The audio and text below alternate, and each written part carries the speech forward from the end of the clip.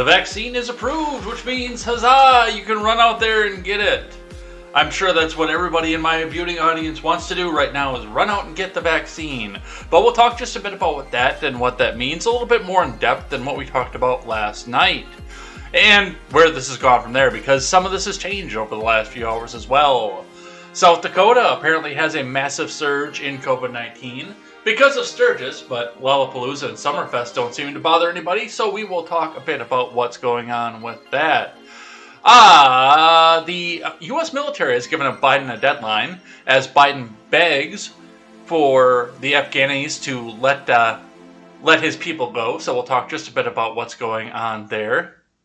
And Southeast Atlanta is begging the state of Georgia not to put a new police training facility in their neighborhood. It is going to be all of this and more. Hey. Do you trust the plan yet? I am Jay Edgar, and this is Contemporary.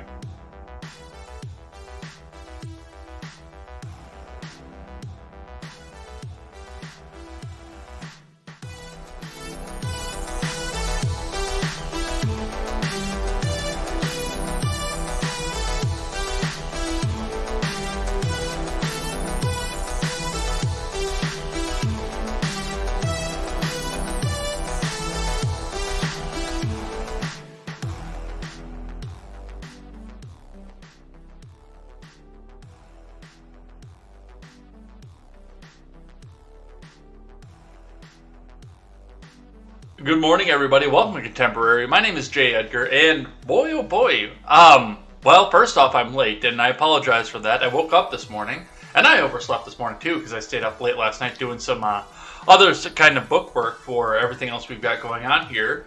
And I got up this morning. Apparently, there was like a 2 or 3 minute power outage last night, and I don't know if this is a quirk of Streamlabs, or if this is something that just happens with programs like this, but like, my stream key was all good. All my audio settings, everything was set up in Streamlabs already to go for all of this, except all my scenes were gone. Like, I basically had a blank black screen and nothing else to pick from off of there, so I had to quick hurry up and set all that back up as soon as I got up here.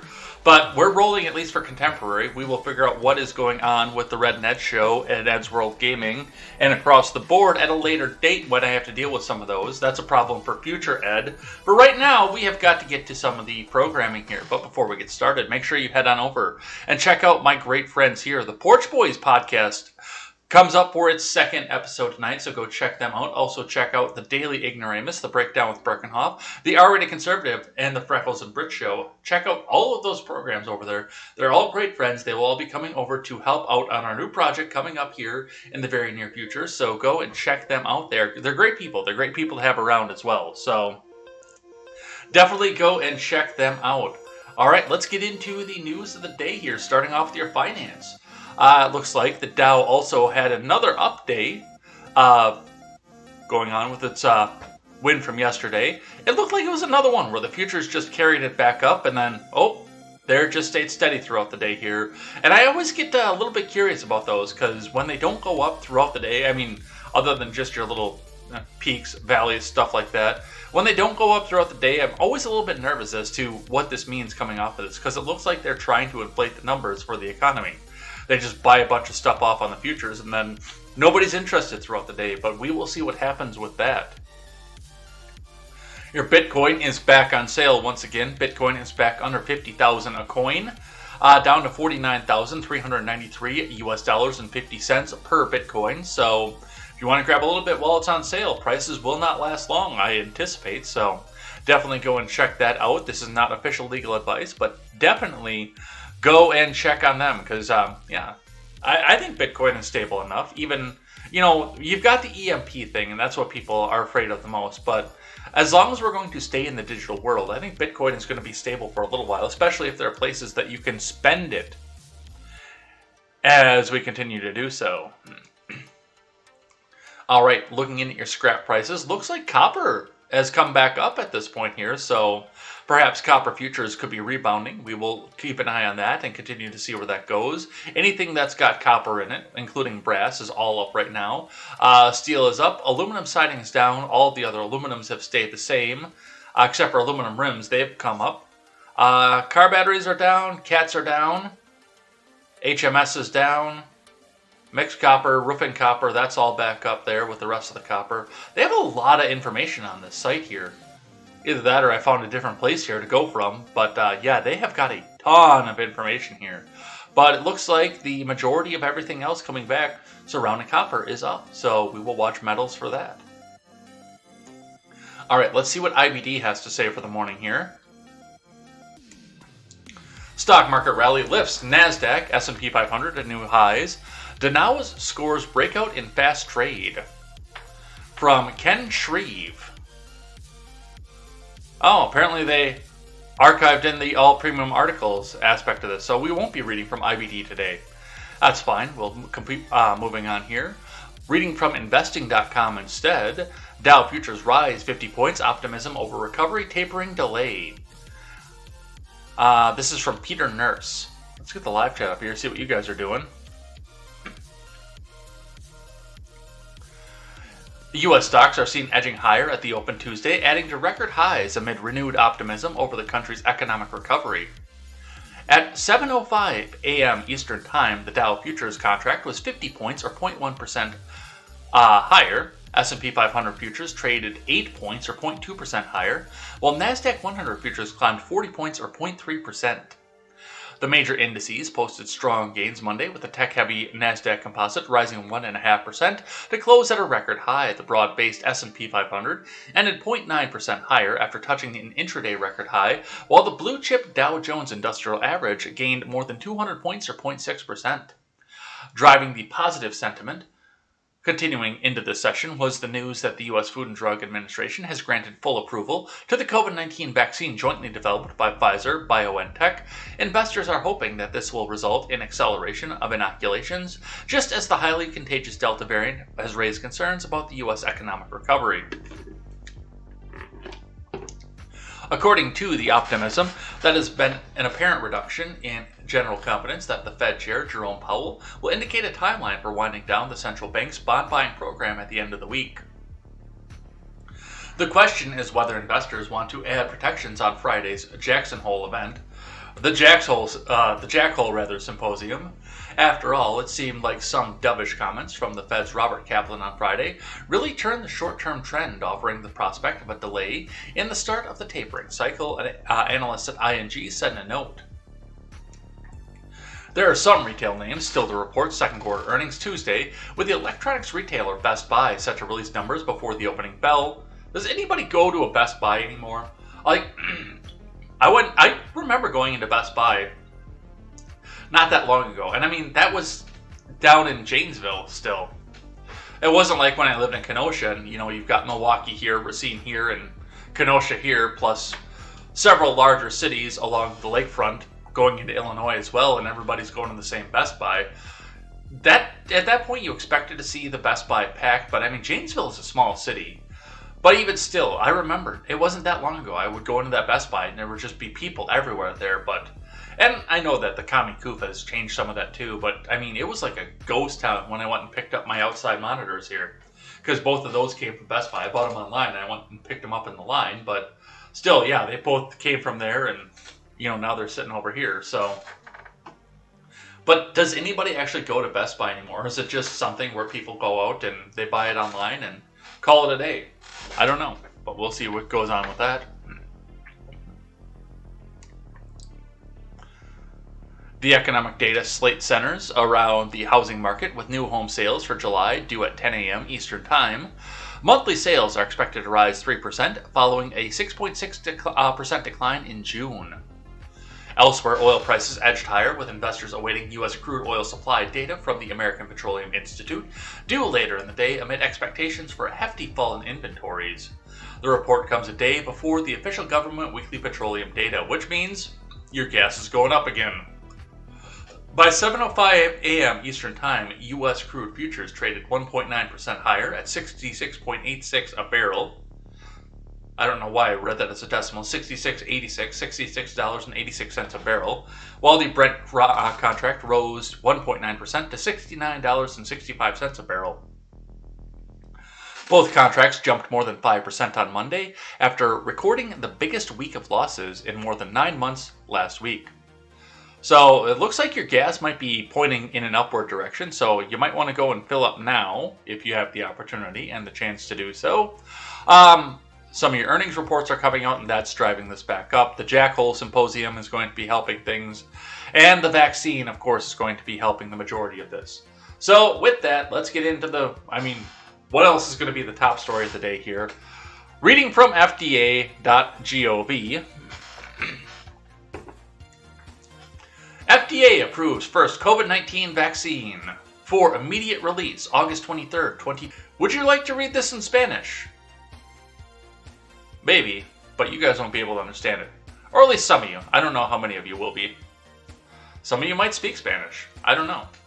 But let's read. Today, the U.S. Food and Drug Administration approved the first COVID-19 vaccine. The vaccine has been known as the Pfizer-BioNTech COVID-19 vaccine and will now be marketed as Comirnaty for the prevention of COVID-19 disease in individuals 16 years of age and older.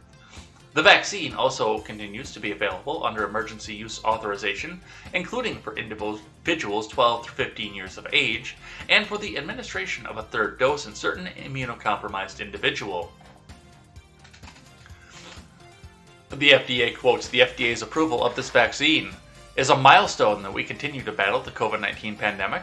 While this and other vaccines have met the FDA's rigorous scientific standards for emergency use authorization, as the first FDA-approved COVID-19 vaccine, the public can be very confident in that this vaccine meets the highest standards for safety, effectiveness, and manufacturing quality the FDA requires of an approved product."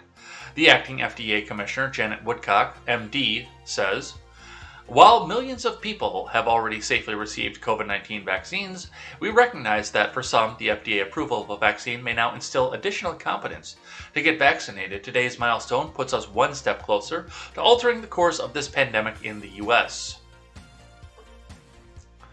Since December 11, 2020, the Pfizer-BioNTech vaccine has been available under EUA in individuals 16 years of age or older, and the authorization was expanded to include those 12 through 15 years of age.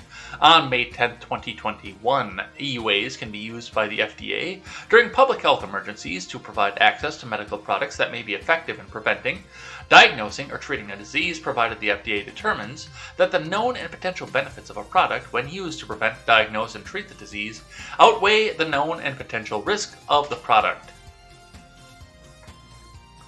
FDA-approved vaccines undergo the agency's standard process for reviewing the quality, safety, and effectiveness of medical products. For all vaccines, the FDA evaluates data and information included in the manufacturer's submission of a biologics license application.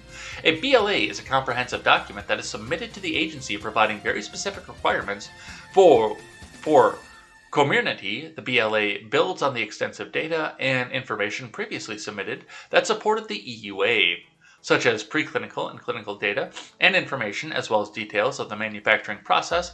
Vaccine testing results ensure vaccine quality, and inspections of the site where the vaccine is made. The agency conducts its own analyses of the information in the BLA to make sure the vaccine is safe and effective and meets the FDA's standards for approval.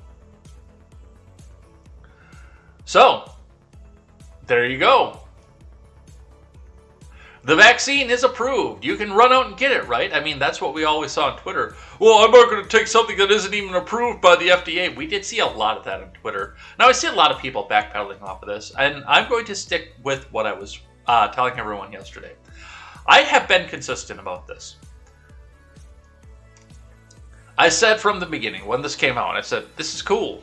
Yes, the government did pay into this, and I was corrected on that last night, but a lot of this was free market stuff at work. The free market came out and said, we're going to compete to see who can bring the vaccine to the market the fastest. And I said, that's cool. I like that. Because competition is what drives production, and competition is what drives innovation. So, I'm going to sit back here, I'm going to wait and see if there are any major side effects with these vaccines. And if we go 6 months without any major side effects, I'm actually going to go and get it, because that's kind of cool that they got this back out here. And then nobody has to worry about the COVID-19 ever again. And then within like a couple of months, I started seeing people getting massive side effects off of this. I said, I'm out. Nope. Not going to do it. But I did see a lot of people over on Twitter talking about this, saying, well, why would I take a vaccine that the FDA doesn't even trust, that's not approved? And now these people, they're trying to backpedal and trying to tell you. And I see a lot of the same people, too. Well, the FDA approves maggots and asparagus, and it's maggots in maraschino cherries. Or what is in asparagus? There's something else in asparagus, too. But now they're going back and citing how much they don't trust the FDA, which, surprise, surprise, I never did in the first place. This is the way that I look at it, and let me actually grab the tweet back up here so we can go and look at it. I can read it verbatim here, because with everything else that I've been doing here throughout the morning, trying to get everything set back up, my brain is a little bit scrambled, trying to get myself back up on the air in a regular fashion. Where is it? Where is it? Where is it? This one right here. Let's bring this one over and talk about this. So here's the thing. I barely take aspirin, and I haven't seen a doctor in about 12 years. You could put all the government labels in the world on this vaccine, and I'm still 95% unlikely to take it. And this goes on to the fact that I have seen people holding people down in Australia and forcing the jab into their arms. We've seen the video of that. And 100% unlikely to desire it. I don't like taking medicine, yo. I don't. I don't care for it. I don't care that the FDA approved it or not. They're a government agency. I don't care if everybody else is doing it. What did we hear? Especially those of you who were born in the 80s, grew up in the 90s. What did we hear? Hey, everybody's doing it? Oh yeah, if everybody was jumping off the bridge, would you go do it too? Which, I mean, reading on Twitter, I'm actually starting to think that some of these people would. Which is a scary thought in and of itself. And I hear a bunch of other people like, well, if you don't get the vaccine, they should be able to refuse you treatment. And there are people that are going to the hospital, they're begging for the vaccine once they have COVID again. Okay, that's cool. I'll tell you what. If I get COVID, I can tell you I'm not going to the hospital. Because it seems to me that there's some of these intubations have been unnecessary and they've been forced on people. And it's a level of risk assessment that goes with it too. Like, I'm not going to sit here and complain that I got COVID if I didn't get the vaccine. I'm not going to sit here and bitch about it. I knew what I did. I assessed the risk. I'll curse myself if it gets bad enough to where I could wish that I got the vaccine or whatever the fuck it is. I'll curse myself for that. I'm like, J. Edgar, you fucking moron. You should have got the vaccine. But, yeah, I'm not going to take my issue to a hospital. Not for a cold. It's not going to happen. And if it's as bad as people say, and the second you get it, you hear the nearest phone to you ring, and a whispering voice on the other end says, 7 days. Well, then in 7 days, you guys are going to get up and notice that you haven't seen Contemporary for a little while, won't you? It is what it is. But yeah, it's a risk assessment thing. And like I say, I'm assessing the risk. I feel that I have assessed my risk greatly enough that if it happens, it happens. But no, I've got no desire to take this thing. I don't. If you want it, call me up. Hey, J. Edgar, I want the vaccine. My car's broke down. Can you take me over to my appointment? I said, cool. I'll do that. I'll sit in the car and play Candy Crush or something while you're getting it, but I ain't going in there. End of story. But that's where we see. And I do still have to wonder if in 5 years we start seeing, if you or somebody you know took Corminity and you've had X, Y, and Z side effect, you may be entitled to compensation, in spite of the fact I don't know where that compensation is going to come from, because Pfizer-BioNTech is immune from lawsuits. So that's what I have to say on the approval for that. But the government has had other things to say about the approval for this, so let's talk a little bit about that. Let's get the live chat back up here. Biden calls on private companies to issue vaccine requirements. From Laura Egan. President Biden on Monday urged private companies to require their employees to get COVID-19 vaccination hours after the FDA granted full approval to Pfizer-BioNTech's 2-dose vaccine for people ages 16 and up. Speaking at the White House, Biden said he was calling on companies to step up vaccine requirements that will reach millions more people. Basically, he's trying to get the private industry to do what the government can't, and there has got to be something constitutional about this, and I would love to see somebody take this up to a federal court and say, hey, man, what the fuck? Seriously. The president had previously voiced his support for vaccine requirements in workplaces, but his message on Monday marked a more direct appeal to private employers to play a bigger role in boosting the vaccination rate in the U.S. Do I want to do the Biden impression, or do we want to watch the video? I think we want to watch the video here.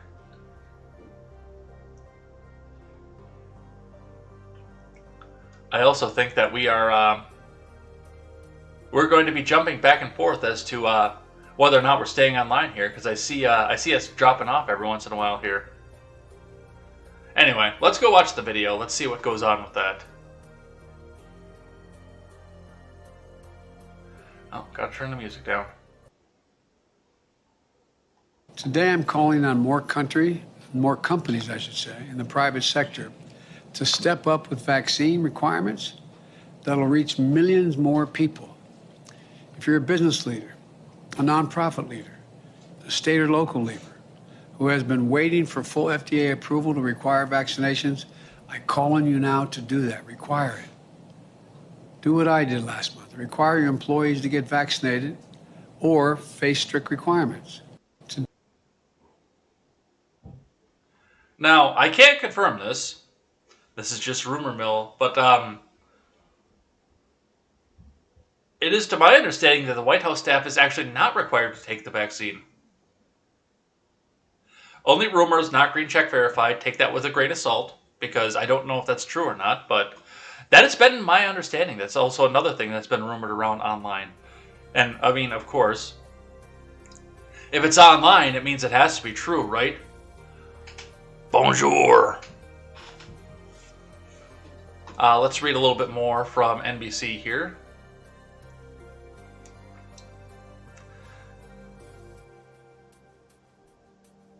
If you're a business leader, a nonprofit leader, a state or local leader who's been waiting on full FDA approval to require vaccinations, I call on you now to do that, Biden said. Require it. Approximately 70% of eligible Americans have received at least one shot, according to data from the CDC. Around 60% are fully vaccinated. Some public health experts have argued full FDA approval would make it easier for private employers to require vaccines in their workplaces. Some also hoped it would help convince hesitant people to get the shot. The Pfizer vaccine is the first COVID vaccine to get full approval from the FDA. Pentagon Press Secretary John Kirby said Monday that the Defense Department would be issuing new guidance mandating military members get vaccinated. So, and I mean, you knew that was coming.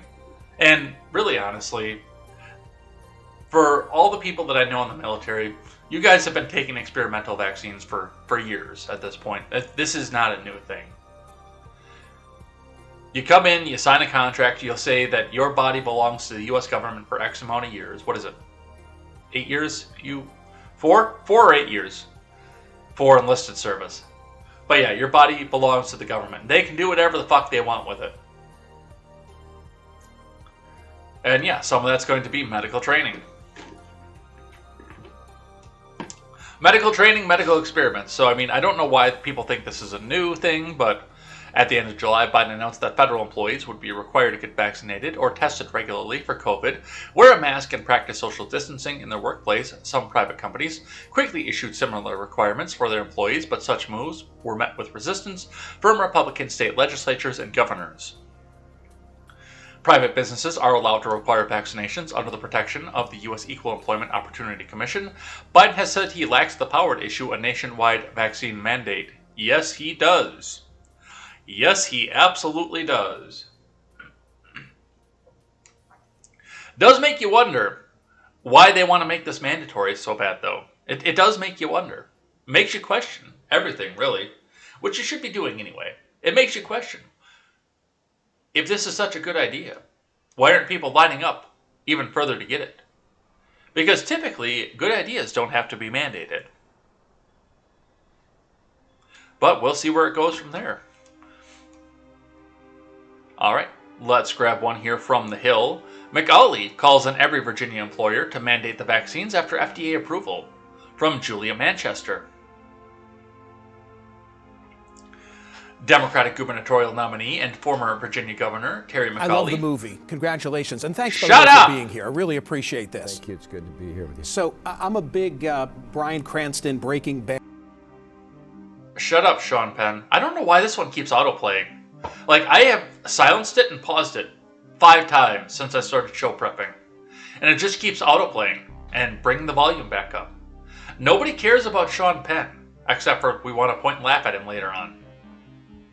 He is not worthy enough and important enough for the Hill to autoplay. Sean Penn hasn't been relative for 30 years. Relevant, not relative. Wow. This is the kind of morning I've had today, folks. It's all relative. Today, I'm calling on every Virginia employer to require all eligible employees to be vaccinated against COVID-19, McAuley said in a statement. I have long said that the best way to defeat this deadly virus, keep our students in school, and keep Virginia's economy strong is by getting every eligible Virginian vaccinated as quickly as possible. Today's announcement puts us one important step closer to reaching that goal, he continued. Last week, McAuley called on all Virginia school systems to require that educators and staff are fully vaccinated. McAuley's Republican opponent, Glenn Youngkin, has taken a different approach, encouraging Virginians to get vaccinated, but maintaining that it's up to individuals to decide whether they want to get vaccinated. I've made the choice to get vaccinated and encourage everyone to join me in doing that, but ultimately it is a personal decision to do so, Youngkin said in a statement to The Hill on Monday. Virginia is already struggling to recover from the pandemic due to the failed Democratic leadership, and now Terry McAuley wants to make life difficult for Virginians and businesses by issuing a government mandate that attempts to bully them into complying with what McAuley and the government thinks is best. And that will clearly evolve into closing down businesses and locking down Virginia again. McAuley's statement came hours after the FDA gave full approval to the Pfizer-BioNTech coronavirus vaccine. Pfizer's vaccine will be marketed as Comirnaty, with full authorization applying to the vaccine recipients age 16 and older, while the FDA's emergency use authorization will remain for those between 12 and 15. Now, I also want to think, because John pointed this out last night, and I have not been able to independently verify this, but there's also talk that the vaccine is not actually FDA approved, but the papers came out to say that it could be approved from the government. So they have permission to approve it at this point. I don't know how that works entirely. And I like red tape, and I like to study red tape, so I can figure out how it works, but I don't necessarily know how that works. But as far as everyone's telling you over on social media, just get the vaccine because it's been approved. Let's see, let's grab one from The Blaze. Far-left actor Sean Penn wants only vaccinated audience in theaters for his new directorial project. The unvaccinated can stream it later, he says. From Dave Urbanski. Far-left actor Sean Penn made headlines when he refused to return to the set of Gaslit, interesting name that you have there, a political series related to the Watergate break-in, until 100% of his crew is vaccinated against COVID-19. Now Penn is extending his hard stance on what others do with their bodies by stating he wants only vaccinated theater audiences for his newest directorial project, Flag Day, Variety reported. Penn told CNN's Michael Smerconish that Flag Day will eventually stream and that that's a better time for the unvaccinated to see it, though I think I'll probably offend them out of that choice, the magazine said. At the August 11th premiere of Flag Day, Penn said, I do request people who are not vaccinated, don't go to the cinemas, stay home until you're convinced of these very clearly safe vaccines, Variety added.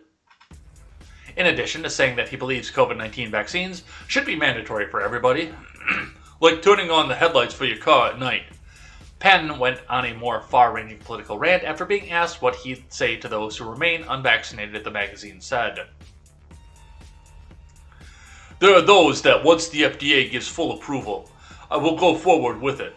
And there are those who have become entrenched in a kind of radical libertarianism and identity of politics that has sort of perversely turned this issue into something that forgets that in the United States of America, in our entire history, it's all based on being independent because we understand interdependency. Penn said, according to Variety, the entire history of successful things in this country, and if we're going to continue with successful things, we're going to take some of the great lessons that have been learned this last year, some extraordinary moments. George Floyd, all of what's happening societally, we're going to take the good parts and move it forward. We're going to do it interdependently, and I think vaccination is the beginning of that, given that it's such a threat now to businesses and lifestyle to life here around the world. Earlier this year, Penn tried dunking on evangelical Christians on Twitter, but botched his religious preferences so badly that responders naturally invoked the stoner character Jeff Spicoli from the early 80s hit movie, Fast Times at Ridgemont High. So that's what Penn has to say to you. Let's grab another one here. Sean Penn says COVID-19 vaccination should be mandatory, like turning your headlights on at night. From Carolyn Bakil. Actor and film director Sean Penn said that everyone should be required to get the COVID-19 vaccine, which he said should be as mandatory as turning on your headlights on in a car at night, during a CNN interview on Saturday. So, you have to do it, but the cops don't? Because I've seen them roll up on somebody going down the highway 80 miles an hour trying to catch up to somebody who's speeding without their headlights on, and they don't turn their headlights on until they get right up behind that person. One of those people may or may not have been me.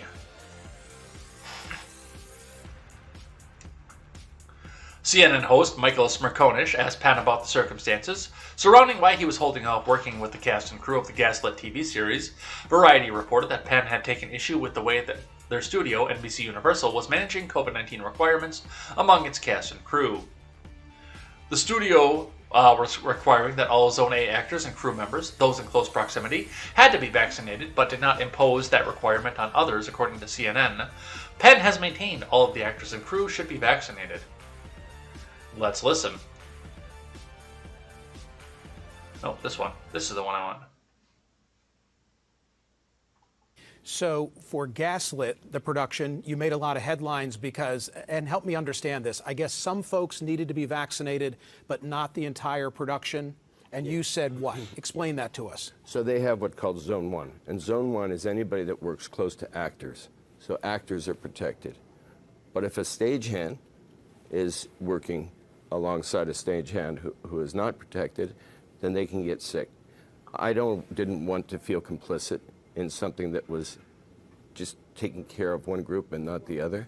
And I do believe that everyone should get vaccinated. I believe it should be mandatory, like turning your headlights on in a car at night.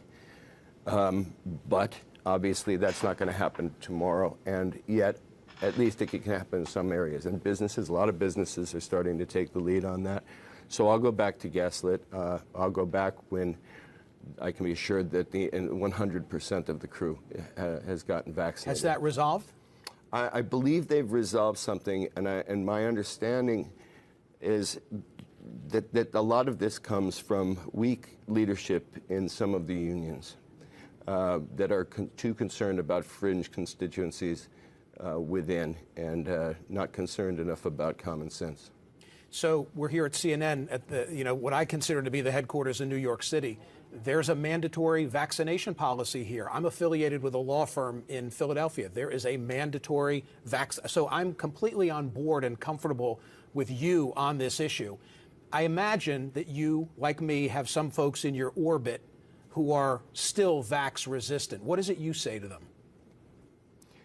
Well, actually, the people who are continue to be vax resistant now, I think there's only two categories. There are those that once the FDA gives full approval will go forward with it, and that there are those who have become entrenched in a kind of radical libertarianism and an identity of politics that has sort of perversely turned this issue into something that forgets that in the United States of America, in our entire history, it's all based on being independent because we understand interdependency. The entire history of successful things in this country. And if we're going to continue with successful things, if we're going to take some of the great lessons that have been learned in the last year, some of the extraordinary movements, you look at George Floyd, all of what's happening societally, if we're going to take the good parts of that and move it forward, we're going to do it interdependently. And I think that... All right, I can't listen to this guy anymore. But it gave me time to go and take care of the allergies and throw some energy drink down because, that's what we got to do. I see the chat's pointing out this guy looks rough as shit too, and he does. Like, I remember the last time I saw Sean Penn was he did a cameo in one of the early episodes of 2.5 Men. And, I mean, he was trying to come to grips with coming up into his 40s at the time, and he was talking with Charlie and then Elvis Costello and a few other people that I didn't recognize because this guy doesn't watch a lot of movies. But even from that, because that's, what was that, like, late aughts? 2007, 2008, I think was when that came out, and from there to now, that's still 12 years, but still. This guy looks rough as shit, especially for living in Hollywood on top of it. And yes, he continues to go out and tell you what it is that you need to do. And he says, I don't want, if you're unvaccinated, I don't want you in the theater to see my movie. Deal. You have yourself a deal, Mr. Penn. Alright, I would throw the music back. Oh, no, I don't. I can't throw the music back up because this is in the video. I thought this was a video clip. Alright, the next one coming up here is they're going to try and gaslight you and tell you that Summerfest is okay, and Lollapalooza is okay, and the Obama birthday party is okay, but Sturgis is not. That is the next thing that we're going to talk about right now. So, in the great Kristi Noem fashion, and I think Kristi Noem is, I don't think she's as sincere as a lot of people think that she is. I think she is just saying whatever it takes to stay in power. I think she's saying and doing whatever mandates it takes for her to stay in power so she can make her presidential run. It may be an unpopular opinion, but that's what I see coming off of this. And once again, I see some people that say that tyranny is still tyranny, even if you like the outcome. We can make that decision. That's how I feel about DeSantis as well. But let's read what Kristi Noem has to say here. If Joe Biden illegally mandates vaccines, I will take every action available under the law to protect South Dakotans from the federal government. Which is based as shit, and Cernovich came out and said, no, you won't. You'll cave again just like you did the last time. I don't remember. I mean, she caved a little bit on one thing, but for the most part, she kept the state open.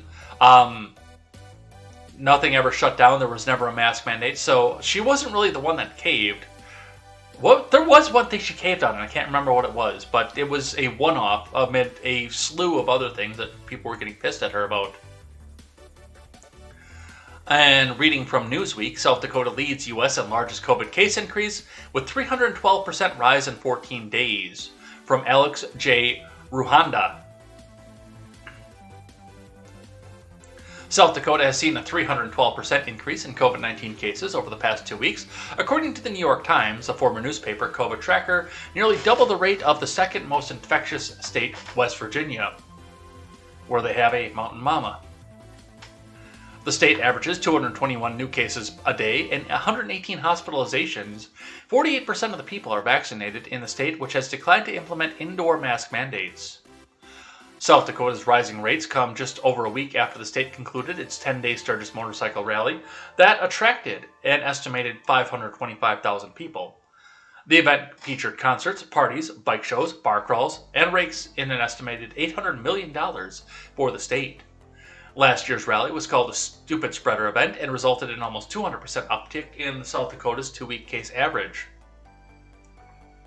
Despite the surge, Republican Governor Kristi Noem told the Associated Press that she does not plan to ramp up messaging encouraging vaccination. When asked about issuing mask mandates, Noem told the AEP, such actions go beyond what she sees as the governor's scope of power. Any other governor that took a stronger mitigation measure, they broke their oath to the Constitution, she told the Associated Press. Every governor that closed a business could be sued for the taking of that business. Some see Noem as a potential candidate for the GOP's 2024 presidential nomination if former President Trump declines to run. While she told the Associated Press she's not currently looking toward anything beyond that governorship, she's rallied crowds with her anti-regulatory messaging at the Conservative Political Action Conference in Iowa and gained national attention for her hands-off handling of the pandemic. The state's drop-off in cases following the 2020 Sturgis rally surge has been touted by Noem as a success. However, that situation and her anti-regulatory messaging has not stopped her from completely shunning vaccination efforts in March. Noem released a video crediting Trump for leading the development of the vaccine, saying there would be no heavy-hand government mandating, but that the state would instead trust her people to do the right thing. And that's what it is right there. Trust the people. Trust the people to make the decision that they think is best for themselves. And if it's a good idea, it's a good idea. If it's not, then people aren't going to go back and do it. Or you will have to go back and mandate it if you really want it to be done that badly. But some of this does reek of tyranny, and the tyranny that we left Britain for. As far as the Sturgis rally, it's just amazing to me. Because, yeah, you've got dozens and dozens and hundreds of thousands of mostly old people, I'm not going to lie. It's mostly baby boomers and even some people up to the silent generation. Some of the older end of Gen X as well off of this. You don't see a lot of millennials and a lot of Zoomers going to Sturgis rally. But you do see a lot of millennials and Zoomers going to Lollapalooza, Summerfest. Summerfest is a big grab bag here. And I'm actually kind of curious to see where this goes with Summerfest and what happens with that at this point. I'm looking back at that saying, is this going to be a super spreader? With the age range. Now, with Lollapalooza, I'm actually going to say I'm not completely surprised that it didn't turn out to be a super spreader event, so-called. Because most of the people are young, and they didn't go out and get tested afterwards. Because, hey, I'm young and I'm healthy. It kind of burns when I pee, but I'm young and I'm healthy, so I have no reason to go get tested. I don't have COVID-19. And for the most part, they get the asymptomatic cases of this. They never get tested, they never know that they have it, and they just go on with their lives. Whereas with Sturgis, we go back and we look at this here, and it's a lot of people who, if they do wind up getting it, they're going to be a little bit more symptomatic here. Some of them with even more symptoms. So that's one way we can look at this with cooking the books, or just outright cooking the books. Summerfest is going to be the interesting one, though, because it is a mixed bag of people. It is going to be people from ages 14 all the way up to age 90 are all going to be out there for Summerfest because one of their favorite bands is going to be there. And they have such a variety of music out there, they can attract audiences from all of those different ranges. That's going to be the grab bag as to whether or not, and that's really going to be where I'm convinced whether or not they're cooking the books or not. Because if they still get a super spreader event off this, especially if the Delta variant can go around the vaccine like they say it can, then I'll buy that, okay, maybe Lala wasn't a super spreader event and that Sturgis was. But if they come back out and tell me that in liberal Milwaukee, they suddenly only had 12 cases associated with Summerfest, I'm going to call bullshit on it. I will call bullshit on it right away. But that's what we see coming back up out of that. From News 4 Tucson. Doctor stage walkout asks people to get vaccinated. This is, for whatever reason, being talked about in Arizona about Florida. But let's see what they have to say here. From Palm Beach County, dozens of doctors pleaded with people to get vaccinated in South Florida on Monday. The doctors spanning specialties came together and walked out of the hospitals in early morning hours in Palm Beach County. They all had one message for the community: get the COVID-19 vaccine. Their hospitals are overwhelmed with COVID-19 patients. I'd like to see the numbers on that too, actually. We're so exhausted. Our patients and resources are running low, said Dr. Rupesh Daria. We need your help. This came to KVOA from NBC News. Now, this is a short article, and I'm sure that everybody was kind of pushed back to go into work, but it must be nice. It must be nice, especially if you've taken the Hippocratic Oath, the oath to do no harm and to help people if they are in need. It must be nice where you can go and pick and choose whether or not to keep that oath. Because if you're just going to walk out on your job, you know, what's the point of even being a doctor at this point? I don't understand this. I can't even begin to understand with this, but I mean, it's the same thing that we're seeing in the medical industry either way. I mean, there are hospitals in Texas, some in Florida, some in New Mexico, various states across the country that are firing people because they chose not to get the vaccine. And some of them are taking down 30% of their staff. At a time when I've been told since I was 18 years old that we are in a nursing shortage in this country. And it's so severe that they will take anybody off of this. They'll even let people start nursing if they only have under an associate's degree. They'll let people in because they have such a shortage of medical staff in this country.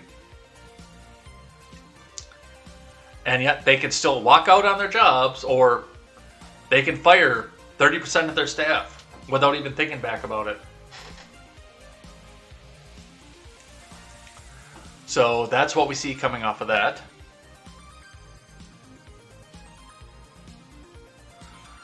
From Axios, the fight over mask mandates in schools turns violent. From Ivana Sarik. As children head back to the classroom, a vocal minority in the U.S. have resorted to violence or disruptive measures to protest against mask mandates in schools. While the majority of Americans support the mandates per a recent Axios Ipsos poll, back-to-school confrontations across the U.S. have gotten so hot that teachers and other officials have been punched, hit, and screamed at. In Texas, Tom Leonard, the superintendent of Eanes Independent School District, wrote in a note to parents and staff last week that the return to school has been marked by a few sad moments.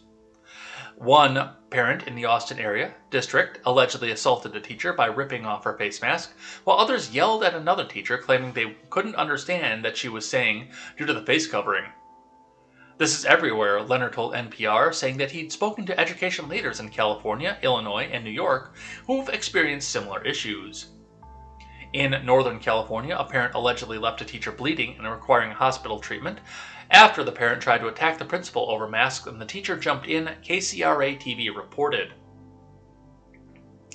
The teachers have definitely been on edge. They are fearful because the last thing they want to have is an issue with a parent, Tori Gibson, superintendent of California's Amador County Unified School District, told the Associated Press. In Kansas last week, officials in Douglas County were confronted by angry unmasked protesters who opposed an indoor mask mandate for 2 to 12-year-olds, invoking comparisons to the Taliban and leaders of Japanese internment camps, according to the Associated Press.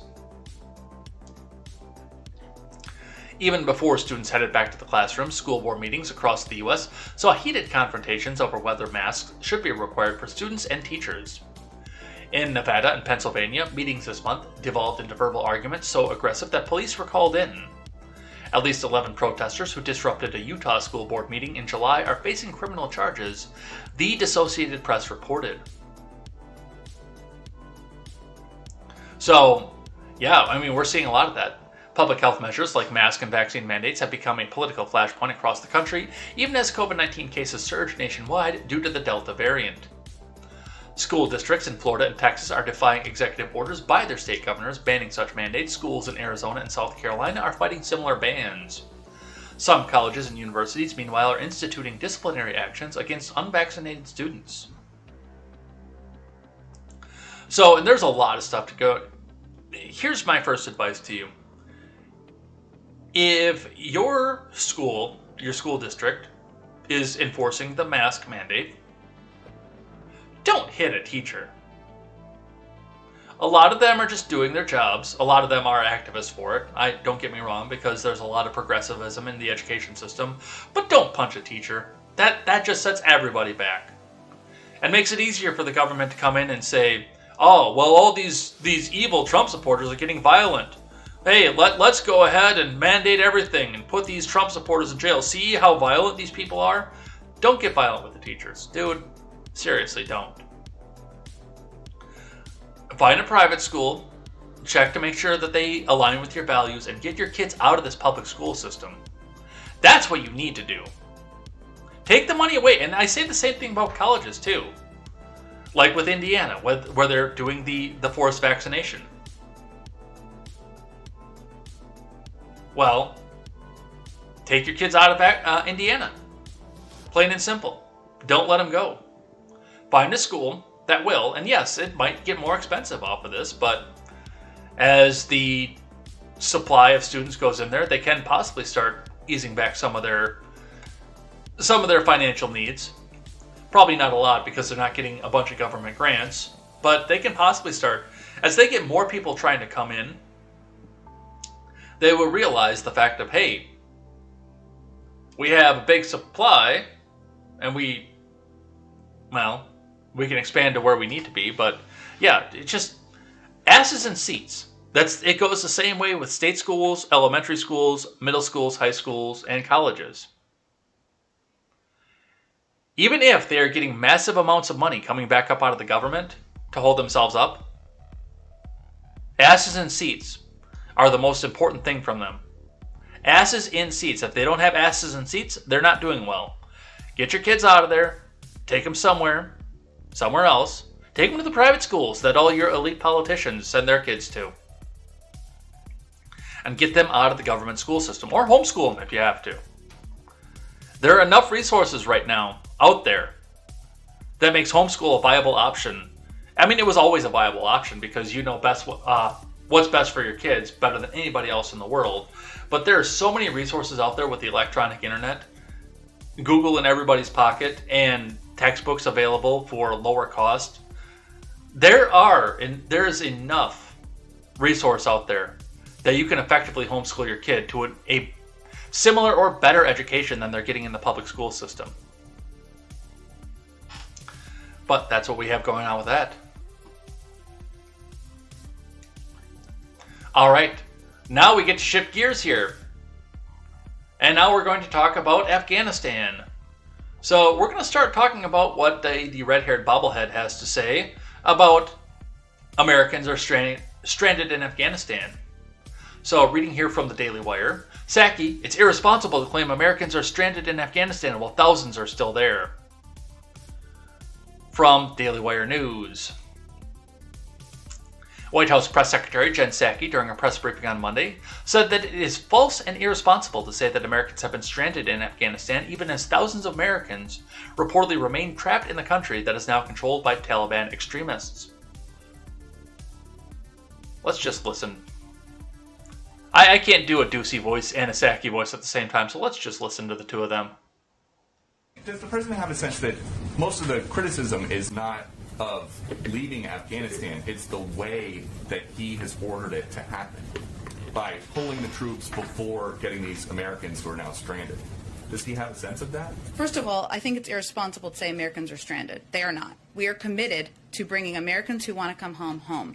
We are in touch with them via phone, via text, via email, via any way that we can possibly reach Americans to get them home if they want to return home. There are no Americans stranded is the White House's official position on what's happening in Afghanistan right now. I'm just calling you out for saying that we are stranding Americans in Afghanistan when we have been very clear that we are not leaving Americans who want to return home. We are going to bring them home, and I think that's important for the American public to hear and understand.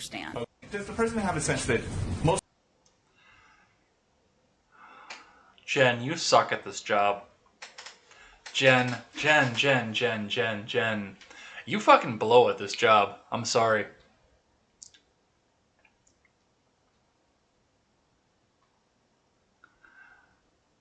So, yeah. Avoid the question, dodge the question, and yeah, like Manas says, just show your passport. Taliban will let you through. Easy. No, it'll be just fine. It's not like you were a part of the government that occupied the country for 20 fucking years. All right. From CNN. U.S. military gives Biden a deadline to decide on extending Afghanistan evacuations. From Nicole Gowett, Barbara Starr, Jennifer Hansler, and Kylie Atwood. The U.S. military is advising President Biden that he must decide by Tuesday whether to extend an evacuation in Afghanistan beyond August 31st, according to a defense official directly familiar with discussions, though Biden has yet to make a decision. Military advisors have told the White House that the decision must be made by Tuesday in order to have enough time to withdraw the 5,800 troops currently on the ground, as well as their equipment and weapons. If the president agrees, the military anticipates a few more days of trying to evacuate as many people as possible before the drawdown of U.S. forces begins, possibly at the end of the week. As of Monday, Biden was still deciding whether to extend the deadline for removing all U.S. troops.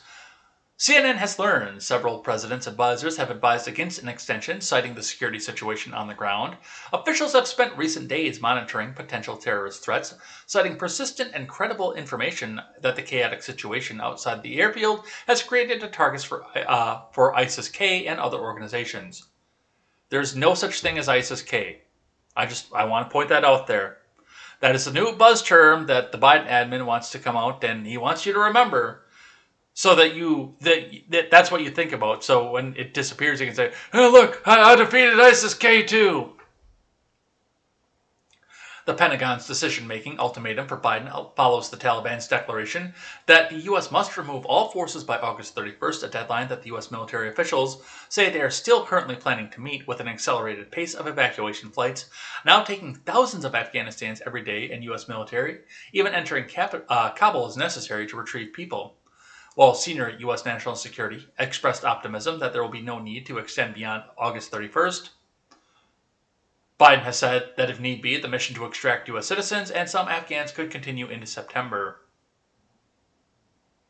I have very, very great faith in Joe Biden to fuck this up royally.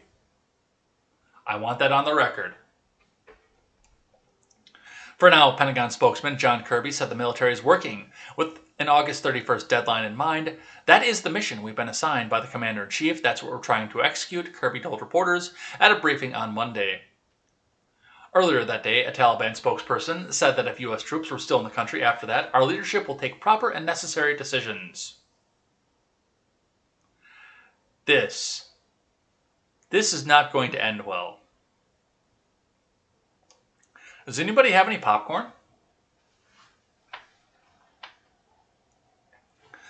Biden told reporters on Sunday that there's discussions going on in the military about extending.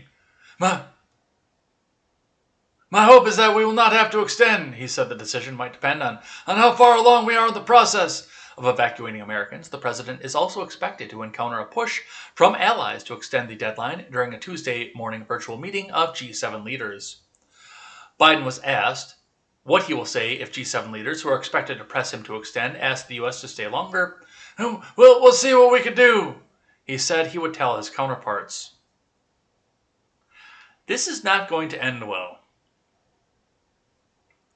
Who would have thought that the war that Biden got us into, immediately into his presidency, would be the one that we've been in for 20 fucking years already? Who would have thought? Who had that on their bingo card? Hey, we're going to stay in Afghanistan forever because the Taliban started killing U.S. citizens and now we're back at war with them.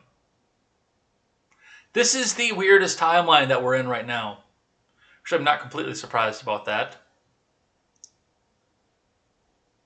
There's a part of me that's actually wondering if Biden, or the people who are pulling Biden's strings, whichever one comes first, one of those two are actually baiting the Taliban. Hey man, we're still over here. Well, you better not kill one of our expendable people over here. We're still here. Neener, nah. Because there is a part of me that's, especially with Barack Obama, President Biden's former boss. With him running on the fact that he was going to get out of Afghanistan, and then turning around and keeping us back in there and ramping up troop presence in Afghanistan, I wonder if Washington doesn't want to get out of there and they want the excuse to go back in and say, hey, well, they killed one of ours. We're going to be back in there because we can't let them kill one of ours. But that's just the cynic side of my mind. And to be completely honest, I don't think they can do it. I don't think they can pull all the rest of these people out of there in 7 days. I'd love to be wrong, especially on this one. But I don't think they can do it in 7 days. All right, from CNBC. U.S. evacuates 48,000 from Afghanistan as Taliban calls August 31st withdrawal deadline a red line. And see, that's where I'm wondering where this isn't a bait at this point. From Amanda Macias. The White House said Monday that the U.S. has evacuated or helped to get approximately 48,000 people out of Afghanistan since August 14th, with about 10,900 of them airlifted during 12 hours on Monday. The tally represents an apparent acceleration in the military's colossal efforts to relocate as many people as possible amid a Taliban takeover. In addition, coalition forces evacuated approximately 5,900 people over the weekend. Since the end of July, U.S. has relocated approximately 53,000 people, the White House said. There are still several thousand Americans believed to be awaiting evacuation, according to the State Department. The Pentagon said evacuees are flying from Kabul to temporary safe haven locations across the Middle East, including U.S. installations in Qatar, UAE, Kuwait, Bahrain, Italy, Spain, and Germany. Afghan nationals arriving in the U.S. will be housed at Fort McCoy in Wisconsin, Fort Lee in Virginia, Joint Base McGuire-Dix Lakehurst in New Jersey, and Fort Bliss in Texas. Army General Steve Lyons, commander of the U.S. Transportation Command, told reporters on Monday that nearly 200 aircraft were dedicated to the evacuation effort in some capacity. So, when I say we're all in, I mean it, Lyons said, adding that he was confident the U.S. military would be able to increase its current departure tempo. Why don't we have any music up here?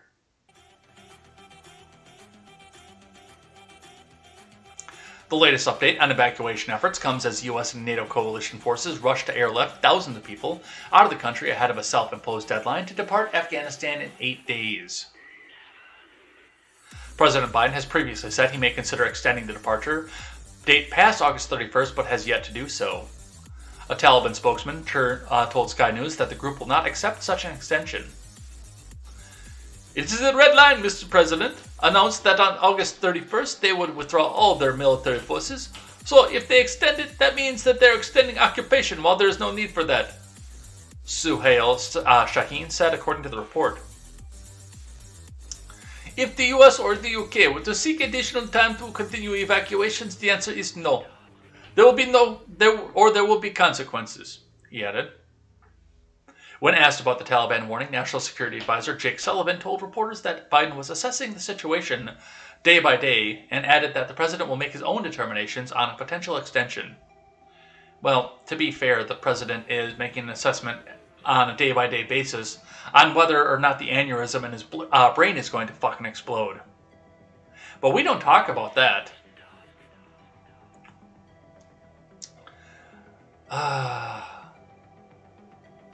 Wouldn't it be amazing?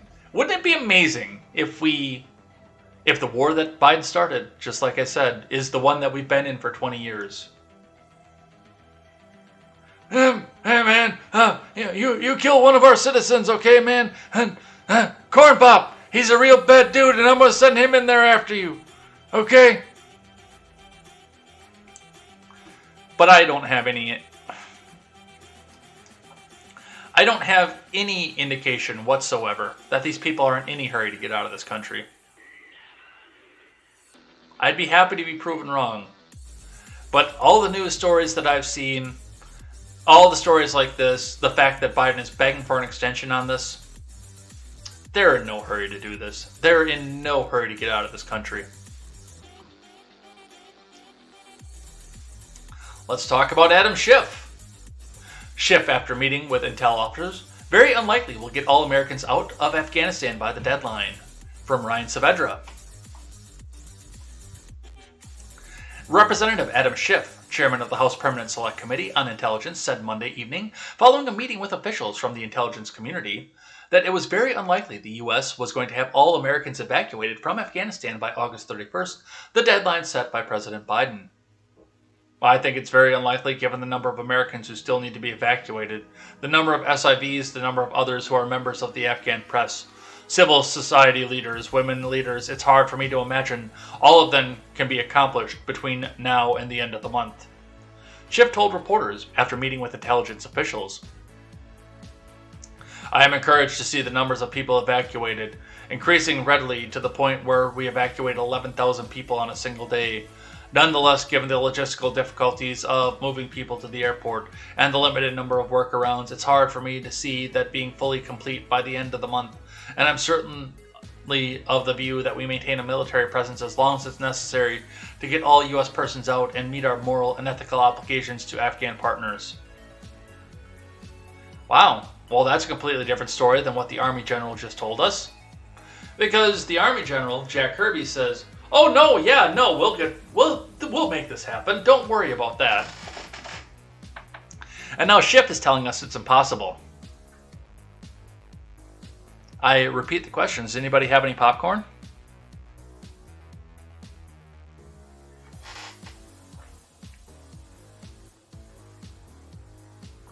Biden said Sunday there were discussions going on among us and the military about extending the deadline past August 31st. The Taliban has stated that they will not accept additional time to continue evacuations and that there would be consequences.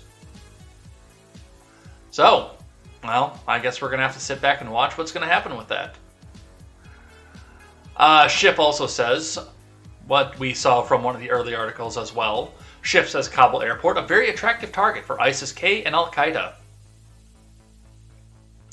From Michael Lee. Representative Adam Schiff said that Kabul's airport could be the target of terrorist attacks from ISIS, Khorasan, and Al-Qaeda as U.S. and allied troops on the ground there attempt to evacuate thousands of people fleeing Afghanistan. I think the threat to the airport is very real, very substantial, and this could make a very attractive target for ISIS-K. Schiff told Fox News after attending a classified Afghanistan briefing on Monday. Schiff's remarks come as a chaotic scene have played out at the airport where thousands are still waiting to flee the country. Scuffles escalated to gunfire, causing U.S. and allied troops to respond to the scene.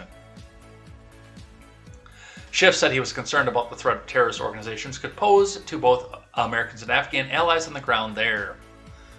Let's see how long this is and see if we can listen to this. Intelligence that we had on Afghanistan in the... It's 10 minutes, but we'll check out a little bit of it at least. We're not going to do the full 10 minutes, obviously, but we'll check out a little bit of it. Years, months, weeks, and days leading up to the present. Today we had witnesses from a cross-section of the intelligence agencies come review their holdings with us, as well as talk about the existing situation, the threat to our personnel, the ability to get people out of the country, what threat remains once we do completely evacuate. And we view this, as I said during the hearing, as the beginning of vigorous oversight of what went wrong in our departure from Afghanistan. And ultimately that review will look at more than just the last couple weeks, but rather why after 20 years and our efforts to stand up a Afghan government and military force that could be self-sustaining, it ended up falling apart and so quickly. In terms of the overriding issues of what was the intelligence role, what did the intelligence agencies see, I think it's fair to say, and I can only speak at this point in general terms, that the intelligence agencies' assessments of the Afghan government's ability to maintain itself became increasingly pessimistic over the course of the last 6 months. And all right, I don't want to listen to him anymore either. The California Democrat worried that groups outside the gates could cause chaos that might prolong the U.S. to stay in a way that ISIS-K believes might suit their interest. It's a very real risk, I think, to our aircraft, to our personnel, to people who have congregated around the airport, Schiff said. Whether you have a mass gathering like that, it's an opportunity for improvised and other explosive devices. And, I mean, I don't give Schiff a lot of credit because I think he's an idiot. But he's got it right on the nose at this point here because there's really one avenue in and out of Kabul, apparently. I don't know. I've never been over there. If Sully Blue was in the chat, he could tell us probably more about this. But as far as I know, there's only really one avenue in and out of the city of Kabul and possibly Afghanistan itself. Now, I know there were talks about having other airfields on surrounding countries, even though some of these surrounding countries aren't really friendly with us, or airfields out in the desert, or makeshift airfields or stuff like that. But really, honestly, for the most part, anybody who's coming in and out of that country is going to be gathered up into that airport. And if there is such a thing as ISIS-K, which I don't believe there is, but if there is such a thing as ISIS-K, one of the things that they're going to want to do is they're going to want to keep the U.S. in the region and have them lose a potential ally down the future. In a situation we're in right now, if we were to actually make the August 31st agreement... I love the movie. Congratulations. And thanks, by the way, for Shut being up, here. you. I really appreciate this. Thank you. It's good to be here with you. So I'm a big Bryan Cranston. Shut that fucking thing up. Anyway, what I was going off with that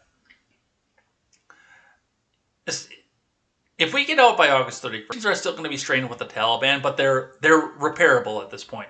They're not going to be great, but they're acceptable.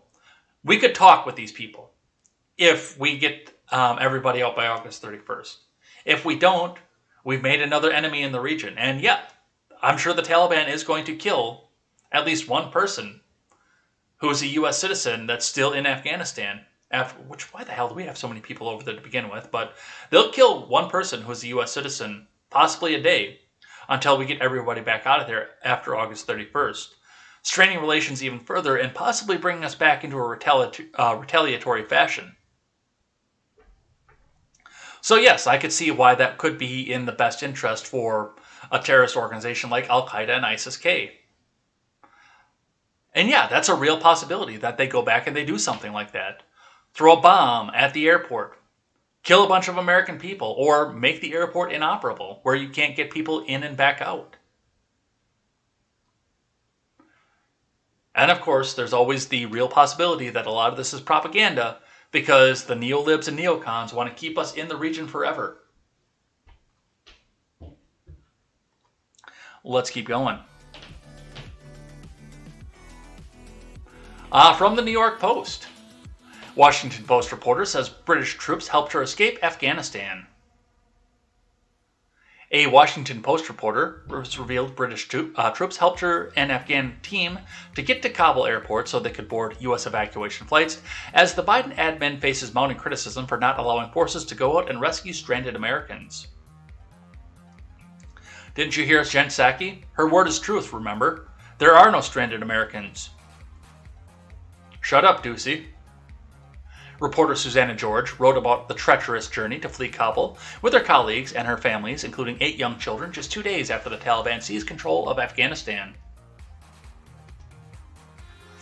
In a follow-up interview after being evacuated, George told MSNBC, "The only reason I was able to get to the airport with my team because there was a large British evacuation going on, and because I was with my team, I am an American passport holder. The danger of going to the airport is so incredibly high at the moment. Given the deadly chaos outside the airport in the days after the Taliban came to power, George said she and her team rented armored cars driven by private security in a bid to protect themselves as they plotted how they were going to get to the airport." There's some images of what's going on over there. She said that the Washington Post had already arranged for her Afghan colleagues, and their families to be put on U.S. evacuation flights. Man, how would you like to be packed in like that? Coming out of a war zone. Yo. But getting to the airport was a concern given the U.S. Embassy's warning that it couldn't guarantee safe passage. George said it was a coincidence that British troops arrived at the secure compound where she was staying to escort a larger evacuation that same day. As part of that evacuation, the British troops managed to shut down a road leading to the airport and planned to keep it clear of the Taliban fighters for an hour to complete their evacuation. George said it provided her and her team a small window of opportunity to get to the airport. Initially, the men were cautious about helping us. We weren't part of their evacuation, and the officer said they needed to sign off from the U.S. Embassy, George wrote in her piece. A few phone calls later, George said their group, 13, piled into their armored vehicles and started driving towards the airport. The American soldiers guarding the gate were surprised to see cars on the street that was supposed to be closed to traffic. I held my press badge against the windshield, nodded at the guard tower, and got out of the car holding up my hands. After a quick exchange on his radio, he allowed us through, she said. George said she had to speak to multiple U.S. troops once inside the airport about getting onto a flight. Within an hour of arriving, all 13 were on the same flight bound for Qatar. So, thank you to the British troops for helping get another U.S. citizen out to safety. Glad to see that, because, I mean, we do need to see more of that, and Britain right now is our ally, so huzzahs are in order. Absolutely, huzzahs are in order. Another person from our country has been able to make it home because of help from one of our allies. Happy to see it. Another one from CNN for you guys. Afghanistan fallout engulfs Harris's first day of Southeast Asia trip. So yeah, she's going out to Southeast Asia and then coming home to campaign for Gavin Newsom via South Vietnam, while Afghanistan is engulfing the world. From Jasmine Wright. Vice President Harris undertaking a suddenly high-stakes visit to Southeast Asia this week amid the first major foreign policy crisis of the Biden admin was on the receiving end of questions on Monday about the U.S. withdrawal from Afghanistan for the first time since the chaotic fall of Kabul. Harris's stops in Singapore and Vietnam have assumed outsized importance for their potential to reassure foreign leaders of the U.S. continued commitments to its allies, particularly in Vietnam, where Harris heads Tuesday, as images of the 1975 fall of Saigon have stirred comparisons to evacuations at Kabul. The vice president will work to maintain her focus in Asia, a region President Biden wants to prioritize as he ends 9/11 era conflicts. Yes, Beijing Biden wants to focus on Asia. I'm shocked. I'm so shocked, you guys. Yet on Monday, reporters beamed in on a monitor from another room to pepper Harris on the tumultuous Afghanistan exit as she stood alongside Singapore Prime Minister Lee Hsien Loong in a joint press conference after her first bilateral meeting, providing a first look at how the vice president is approaching the unfolding crisis. I was about to take a drink, but I can actually, before I read further into the article, I can actually sum up how Vice President Harris is handling and approaching the upcoming crisis. Well, of course we're going to do whatever we can in Afghanistan. And don't you want to worry about why I'm in Asia?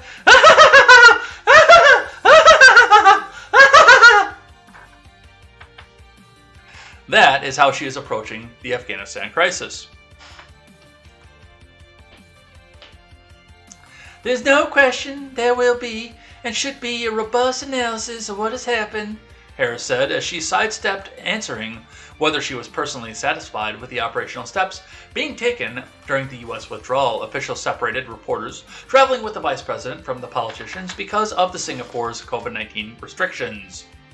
Harris said in April she was among the last advisors Biden consulted before making his decision to end the Afghanistan war, and she has joined the multitude of briefings he's received on the matter over the past week. Her advisors had faced questions about her trip, or ahead of her trip rather, about whether the tumultuous end of the 20-year war would undermine her message to leaders in Asia about America's commitments abroad.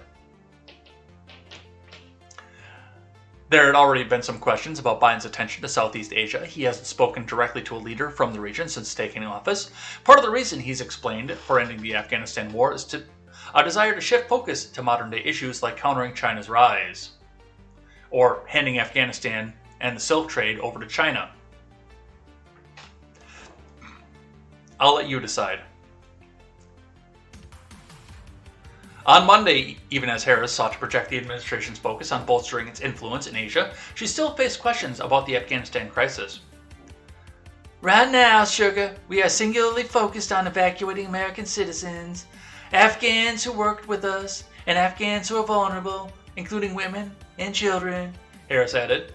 She also defended President Biden, saying he'd shown great emotion over the images coming out of Afghanistan. Oh, wow. What's this? Why are we watching Full Metal Jacket, man? Come on. Come on, man. I want to watch a different movie. Joe, this is the foreign policy crisis you're currently undergoing. Oh, okay. Well, can I watch Full Metal Jacket then?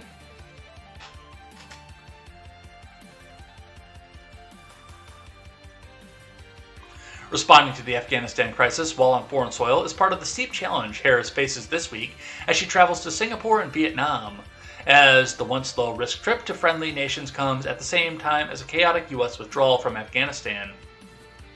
Political experts and even her own allies say Harris faces enhanced pressure to fulfill dual responsibilities, largely unfamiliar to her in the 7 months she's been in office, deliver a foreign policy win for the administration in crisis and embody Biden's call to pivot U.S. focus abroad to counter a rising China.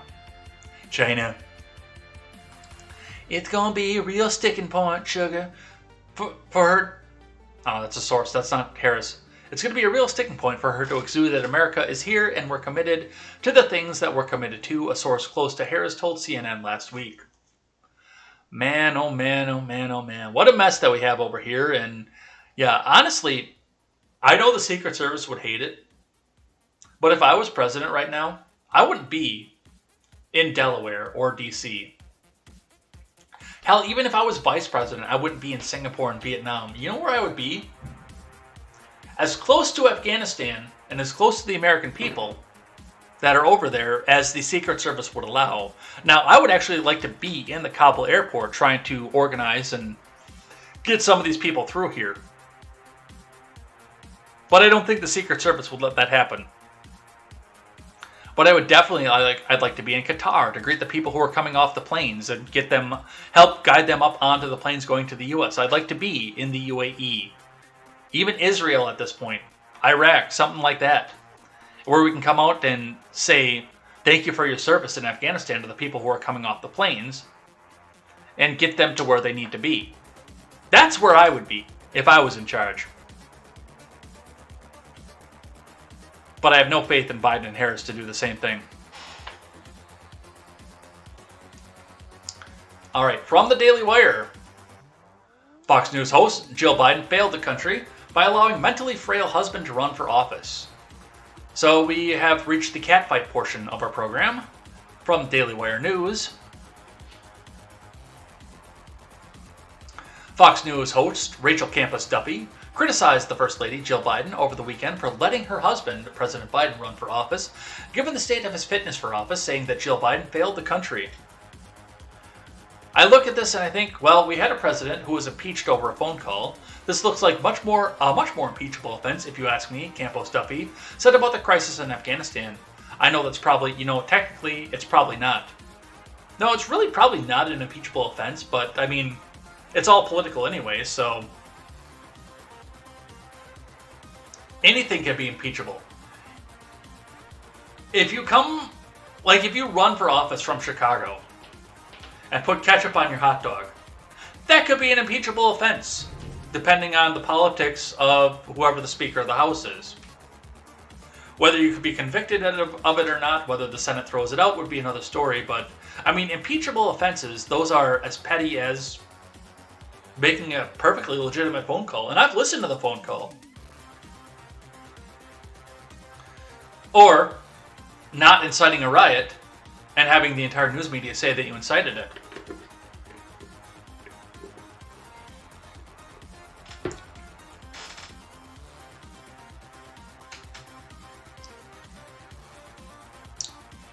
But when you look at what's hurting America, when you look at this lack of leadership, and you wonder, who are the people responsible for putting someone in this incompetent and frankly this, mentally frail in this position, she continued. And that's, yes, of course, the media. Many people are saying, you had some people on your show this week who are suggesting it was Susan Rice and Obama, maybe Valerie Jarrett. Let's actually listen to this. Why am I reading this? Why am I quoting this when we can actually hear what it said? I look at this and I think, wow, we had a president who was impeached over a phone call. This looks Good Tuesday like to you, meteorologist Pedram Javahiri, CNN weather. Offense. Look around the Me, northeastern United States. What is left of Henri pushing offshore, approaching portions of Nova Scotia and raining. Shut up, you. Technically, it's probably not. But when you look at what's hurting America, when you look at this lack of leadership, and you wonder who are the people responsible for putting someone this incompetent and frankly this, mentally frail in this position.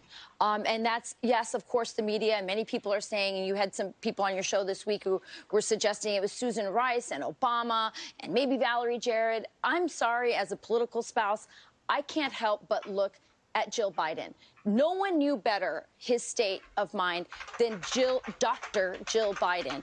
And if you ask me, the most patriotic thing Jill Biden could have done was tell her husband to love her husband and not let him run in this mental state that he's in. I think she failed the country as well. And now all he wants is to go to Wilmington, Delaware.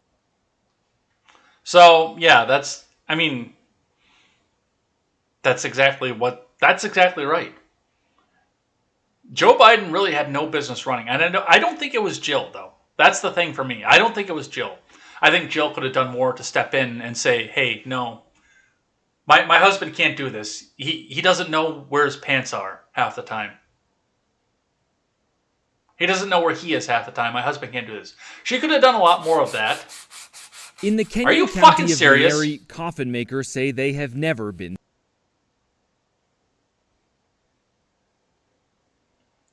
All right, I guess we're going to shut that one down. Going back to what I was saying before I was so rudely interrupted by the Hill.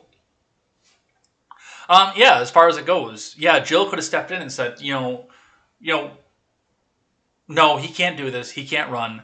But I don't think that it was Jill that pushed him in. Yes, there was the power-hungry grab of, I want to be the first lady, I want to be the most powerful woman in the country. I'm sure there was the draw of that.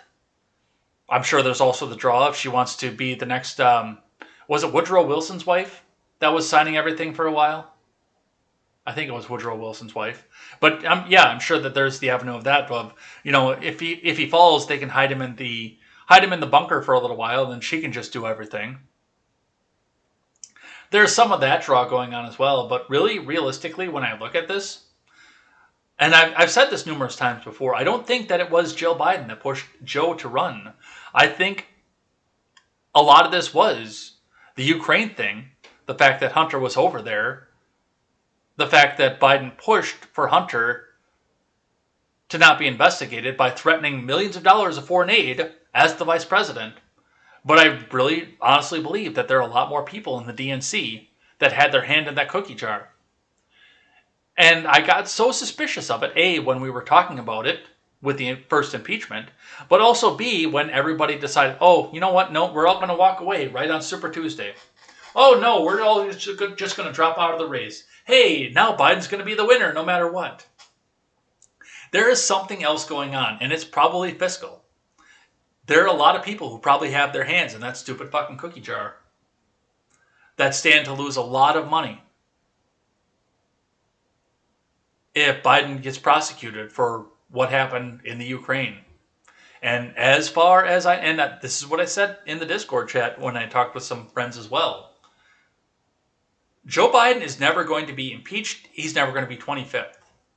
No matter how bad it gets, they're not going to do that, because as long as he is alive and in that office, he has executive privilege and never ever has to testify for what he knows about Hunter Biden. Ever has to testify for it. He will die in that office. I promise. All right, let's look at the other side of the cat fight here. Reading from The Hill. First Lady's press secretary calls on Rachel Campos Duffy, Fox News, to apologize for host comments. From Dominic Mastrangelo.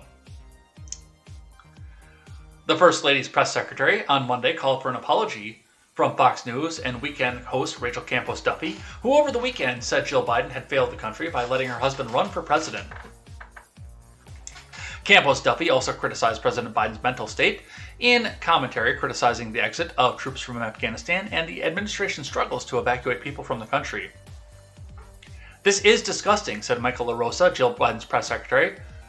Rachel Campos and her Fox News know better, they can do better, and their viewers deserve better. I hope they'll apologize to the First Lady and leave this kind of talk in the trash where it belongs.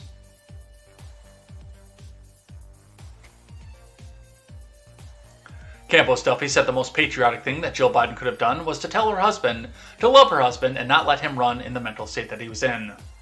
So, yep, there's the catfight, and, I mean, you can't criticize a Democratic politician because they do everything perfect and they're not evil and orange and evil. The claws are out. Alright, let's talk about stuff that isn't COVID in Afghanistan for a little while. So I've got one here from 11 Alive. This is a couple days old, but they're starting to react to this here. Proposed police academy gets city council public scrutiny. From Doug Richards. The Atlanta City Council listened to hours of testimony Monday from the public on a proposed new police academy in southeast Atlanta. Afterward, council members unanimously approved. Oh, what do I have here? Oh, that's what that is. Afterward, council members unanimously approved amendments to reduce the project's impact on the surrounding green space, but postponed a final vote. The vote to table the ordinance was passed by an 8-7 vote, indicating how sharply divided the council is on the issue. Some council members who voted to table the ordinance had voted in favor of the project in the council's finance committee. The issue will come up again at the council's September 7th meeting. The council heard pre-recorded public comment at their virtual meeting. For the majority of the afternoon, most of it strongly opposed to the new police facility.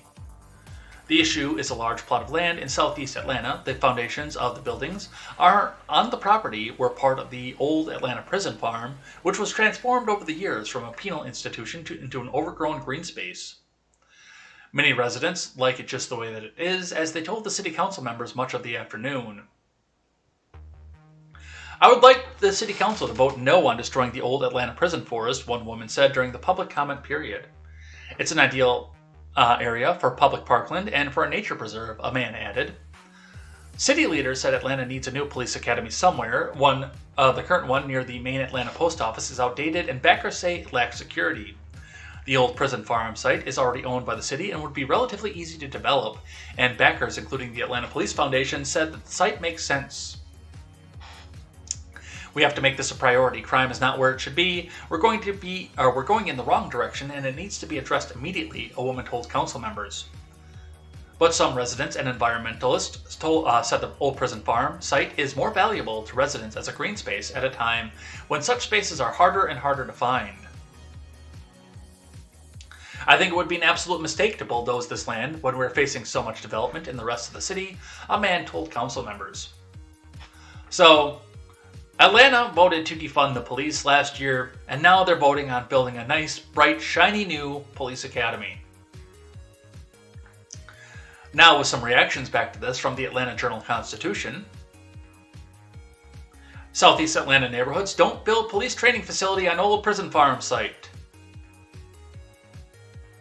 A growing number of Southeast Atlanta neighborhoods are speaking out against the proposal to build a massive training center for police officers and firefighters on forested land in DeKalb County. The East Atlanta Community Association, Grant Park Neighborhood Association, and South Atlantans for Neighborhood Development, which includes the neighborhoods of Ormewood Park, Bantine Park, Boulevard Heights, and Woodland Hills, Glenwood Park, North Ormewood Park, and Custer McDonough Geiss, have all passed resolutions in recent weeks that oppose the proposal. Those communities, home to more than 20,000 city residents, are among the closest Atlanta neighborhoods to the site, which is located in unincorporated DeKalb off Kia Road. The city owns the site and announced plans earlier this year to build a state-of-the-art training center that would include building for firefighters to practice putting out blazes, a mock city, classrooms, and explosive testing area. The ordinance is currently pending the city council to lease the land to the Atlanta Police Foundation for the construction of the site. The neighborhood's resolutions say that they support the land's conservation in perpetuity for passive green space, natural habitat restoration, and future public recreation uses. It adds that the neighborhoods recognize the need for high training standards in the Atlanta's first responders, but they support a thorough and transparent public interest review of the place-based needs and objectives for such training. So, yeah, I still think that's kind of funny. They vote to defund the police, and now they're voting because they want to put a brand new shiny training facility in the area. All right. Couple more here, then we'll get out of here for the day. And these center around Andrew Cuomo. Outgoing Governor Cuomo grants clemency to convicted murderers during last hours in office. From Samuel Chamberlain. Yes, today is the day, isn't it? Today is the day that Andrew Cuomo's resignation is effective. Huzzah! Outgoing New York Governor Andy Cuomo marked his final day in office by handing out 4 sentence commutations and 1 pardon. He also made a parole board referral for a 76-year-old man over his role in the deadly 1981 Brinks armored car robbery. David Gilbert, a Weather Underground member who was convicted of 3 counts of second-degree murder and 4 counts of first-degree robbery for his role in the crime, which resulted in the deaths of Nyack Police Sergeant Edward O'Grady, Officer Waverly Brown, and Brinks guard Peter Page. He was serving a sentence of 75 years to life in prison with no possibility of parole until 2056. Gilbert's son, San Francisco District Attorney Chisa Bowden, has lobbied for Cuomo for his release. And there it is. A San Francisco DA in an embattled state with another embattled governor begged this governor in his final hours to come out and say, hey, just do one more favor and we'll do another favor for you. So my next question off of this is, what's the DNC going to do for Andy Cuomo? Because this seems like this was a pretty big favor. Bowden's mother, Kathy, also took part in the robbery. She pleaded guilty to felony murder and robbery charges and was paroled in 2003. In his announcement, Cuomo said Gilbert would be referred to the parole board for potential release and praised his significant contributions to AIDS education and prevention programs, as well as his work as a student tutor, a law library clerk, a paralegal assistant, a teacher's aide, and an aide for various additional facility programs. Cuomo ordered the release of 4 other prisoners, including 68-year-old Paul Mingo, who was sentenced in '83 to serve 50 to life in the '80 robbery murder of a Queens couple. Mingo's family had long vouched for his innocence, blaming his convictions on inadequate legal representation. The soon-to-be former governor praised Mingo as a dedicated and respected peer counselor who had gotten his GED and become a certified paralegal. It's just interesting to me, the fact that, yes, this most likely Democrat DA from San Francisco begged Cuomo for one favor, with probably a barb attached into it somewhere, and he did it. And I don't know if this guy was guilty, innocent, or otherwise. It sounds like the mom pleaded guilty, so I don't know what the actual situation is off of this. I wasn't alive in 1981, but it's just funny to me. One hand washes the other in the DNC. All right. Last one, then we'll do Twitter trending and head out of here for the day. From Newsweek, Andy Cuomo slammed online for reports that he abandoned his dog at the governor's mansion. From Natalie Calarossi, New York Governor Andy Cuomo, who will resign from office on Tuesday over sexual harassment allegations, is now facing backlash online for a report that he abandoned his dog at the executive mansion last week. The Albany Times-Union reported Monday that Cuomo left his dog, Captain, at the state-owned residence before he moved out last week to stay with one of his sisters in Westchester County. Before he left, 2 state police sources told the news outlet that Cuomo asked mansion staff members if anyone would be interested in caring for the dog. According to the report, the Shepherd, Siberian, and Malamute mix is difficult to control and has nipped a few people since the governor first adopted him 3 years ago. The police sources said one staffer reportedly attempted to take Captain, but abandoned the duty when he found himself overwhelmed. In response to the report, Richard Azzopardi, a senior advisor and spokesman for Cuomo, told Newsweek Monday that the allegations were absurd and ill-informed. Captain is part of the governor's family, and for nameless, ill-informed sources to imply that they've been trying to give him away is untrue. Azzopardi said someone offered to watch him for a few days while the transition was ongoing, but for that to be weaponized and morphed from a game of telephone into the press is simply absurd. This is palace intrigue gone amok, he added. Nonetheless, the report sparked a flurry of outrage on Monday, with several people taking to social media to express disappointment in the soon-to-be former governor. Libby Post, an executive director for the New York State Animal Protection Federation, issued a statement Monday saying she was in disbelief over the report and offered to help adopt Captain to a new family. So, whether he was abandoned or not, it looks like he has a good group of people who are trying to get him into a nice, new, good home. I would hate to be the dog that has to live in the Cuomo home, but at least there are good people that are looking out for him, and may Captain find his good forever home at this point, because it seems like it's not going to be whatever mansion Governor Cuomo picks up now, because he's not going to jail. Alright, and with that, we end the news portion of this program for the day here, and the last thing that we do on Tuesday is Twitter trending. So let's head over there, check out, see what is trending right now. Let's get a quick refresh on this and see where it goes. We will skip the Tuesday vibe, Tuesday feelings, and Tuesday thoughts aspects of this, and we will take the top 5 trends outside of those. Number 1, which is the number 2 trend in America right now, Jim Leibt. The actor Yush Magwadu insulted Jim Ike some day back, calling him a ritualist. Jim Ike trailed him to his studio or whatever to beat him up. I don't know who Jim Ike is.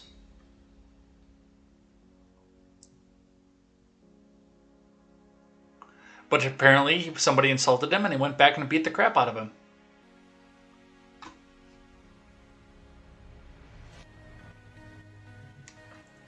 Number 2, the number 3 trend of the day is National Waffle Day. Whether you like yours with maple syrup, fruit, or even bacon, celebrations for National Waffle Day are underway. I like mine wrapped around sausage, egg, and cheese on a sandwich coming from Quick Trip. That's delicious. Or chicken. I like it around chicken too. Every day is National Waffle Day if you want it to be. Due to National Waffle Day, I'll be sending the first 300 people to like and retweet this $300 to $1,500 through Cash App, Apple Pay, Venmo, or Zelle. Drop all tags and comments. Okay, Fed. National Waffle Day, National Waffle Day. Well, I guess you guys will have to head out and have a waffle. Or go to the Waffle House. That beacon of light, the measurement of just how bad a hurricane actually is. From the best fits fights on YouTube to the greatest hangover food, thanks be to God I live in the South. Hashtag National Waffle Day. Never been to a Waffle House. A waffle is a pancake with syrup traps. Mitch Hedberg, National Waffle Day.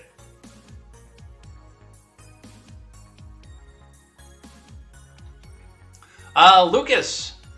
What's under the Lucas trend today? Something K-pop that I don't understand.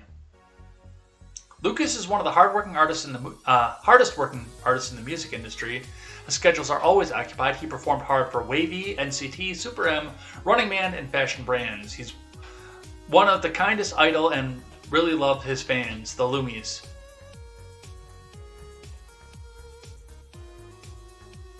Okay, don't get it. But apparently it's trending.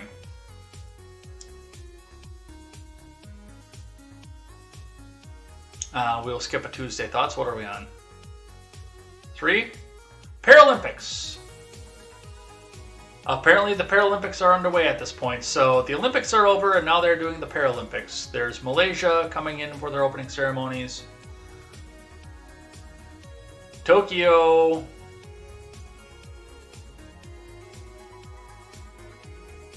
You know, I'm kind of glad that they still host all this even still because, you know, even the people who have been injured or otherwise, who still want to be athletes, can still have a chance to rise to the gold. So I like the Paralympics.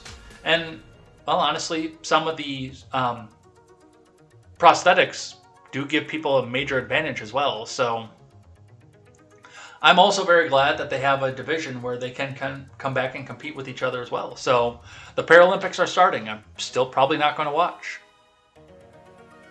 Second gentleman. Doug Emhoff is even weighing in on this.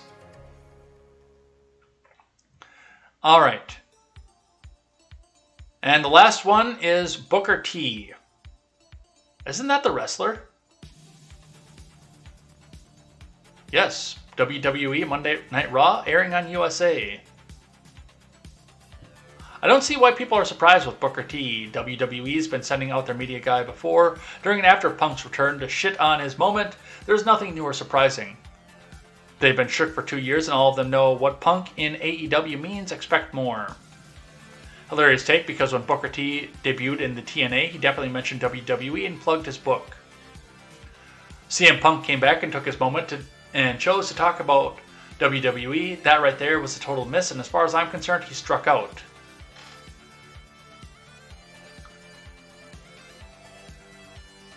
So I'm guessing Booker T wrote a book, and we still have WWE trash talk going on. I don't know. Is Booker T still wrestling? That's what I'm more concerned about, because Booker T was wrestling in the 90s when WWE and WCW went through their consolidation. And that's been almost 30 years ago at this point, and he was a veteran by that point. He was old by that point. And that was 30 years ago. Well, 25 years ago. That was still 25 years ago. That guy's got to be in his 50s at this point. Is he still wrestling? I don't know. That kind of blows my mind if Booker T's still going. Booker T works for the WWE, so his opinion on anything outside the WWE is completely meaningless. So if you're getting angry over it, remember VKM pays him. I'm not getting angry over it because I didn't even know it was happening. But there we go. Apparently something happened with Booker T. I gotta see if he actually wrote a book, because I kind of want to read it. I'm not gonna lie. Alright, let's change up the track and let's head out of here for the day. I'm impeding on Stephen Ignoramus' show. Darn me.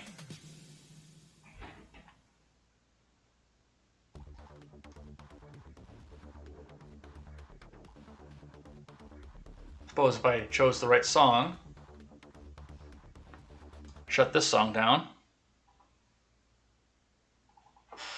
Alright. So, thanks everybody who came by and hung out with us in the live chat. Everybody who chatted up. Looks like we had a good crowd today, so definitely like that. Definitely like to see that here. And we'll be back here tomorrow for more contemporary and see what's happening in Afghanistan and elsewhere in the world and see what's happening with these FDA mandates. Now, this is the first full day that they've had FDA mandates. I want to kind of see where the news cycle goes and where they take this off of this. So come back with me and join us here tomorrow for that, and we will see you then. And also, thank you again to John for coming by and hanging out with me last night and talking about the news of the week as well, which was almost entirely Afghanistan. So go check out the Porch Boys later on tonight over on his channel. Go and check that out. It's going to be an awesome time. Even though I might have to work late, I will definitely be there as well to come back and hang out with you and live chat with you guys as well. So we will see you then. That is at 7:30 Central Time. Go and check that out. Until then, we will see you tomorrow. And I am Jay Edgar, and this is Contemporary. Take care.